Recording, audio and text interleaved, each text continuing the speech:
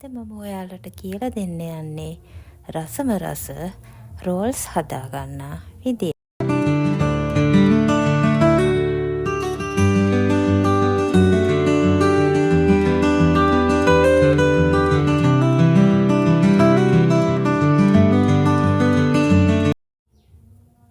අවශ්‍ය ද්‍රව්‍ය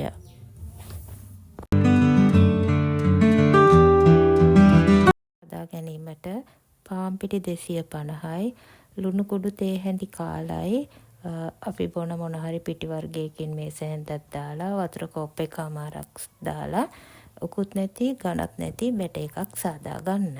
සාදා ගැනීමට තෙල් ටිකක් රත් කර අපි හෙට සුදු ලුණු දමා ගන්නවා.